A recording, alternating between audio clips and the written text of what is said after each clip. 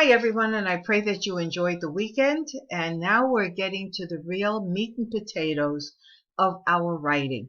You've already gone through making presentations, how you're supposed to look at yourself. Well, really, how you look at yourself and how you want others to look at you. That is why we did presentations, introductory video.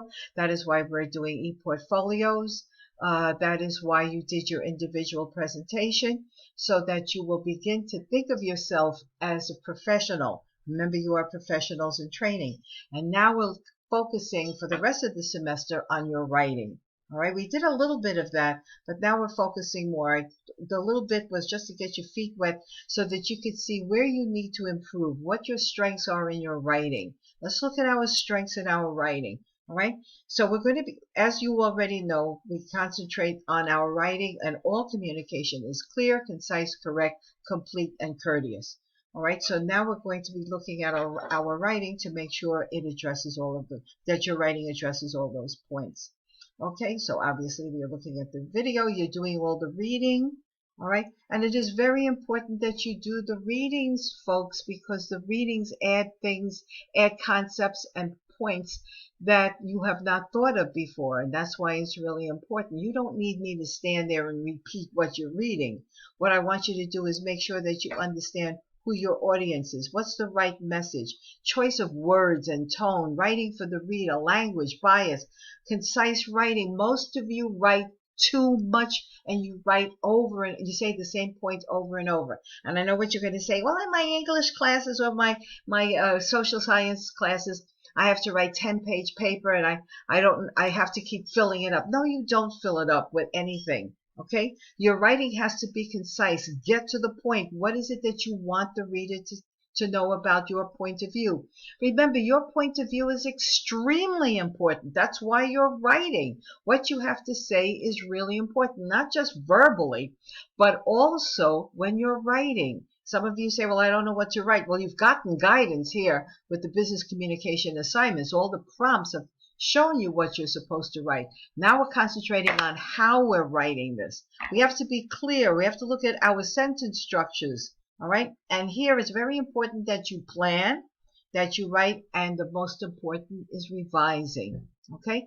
And we're going to talk more about revising after I grade your papers. Okay. So we'll talk about that later. All right, select your team manager for your week's team assignment. You have a team assignment. Click into Teams. Each person in the team will type in Wiki4 the list of problems of the email that's attached here. Remember that you are judging the email based on the 5 criteria of basic communication: clear, concise, correct, complete, and courteous, as well as incorporating the you attitude. Remember, you are business students. I'm not concerned about you being liberal arts or in the allied health. You are still a business student. You are addressing a customer or a patient or a client. How do you grab that person? How do you get your message across to a patient who's not practicing good dental hygiene? You're going to yell at the person, or you're going to concentrate on the you attitude. Why should this person concentrate on healthy dental hygiene, or making sure that the person takes his or her diabetes medicine, or things like that? So all of that is addressing the person opposite you to get your message across. Once each of the team members has typed his or her answers in Wiki number 4, each team will come to the consensus as the problems with the email. In Wiki number 4, the team manager will type the team's consensus. And here's the email that's attached. And it's also attached in the Wiki. Then when you're finished with that, each individual person will revise the email based on the consensus that you folks saw the problem. So you are going to address the problems and revise your individual email or memo. It's really a memo. Okay, revise it in a Word document. Some of you are still sending me in the comment box. I cannot make any comment changes in the comment box. Please make sure that you type in a Word document and submit it through the assignment link. By now, all of you have had Blackboard and know how to do this. All right?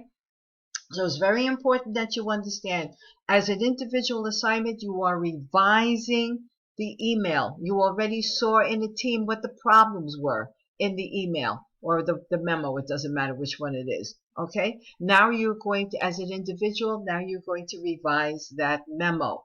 Okay. According to the problems that your team discussed. Okay.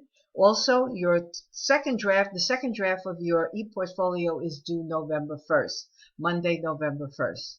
Okay, so make sure that you're aware of that and make sure you submit your portfolio, your updated portfolio, all right, at that point.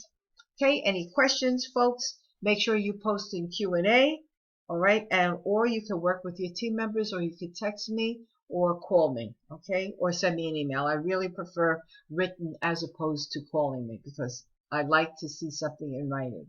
All right, have a good week, folks. Thanks so much. Bye-bye.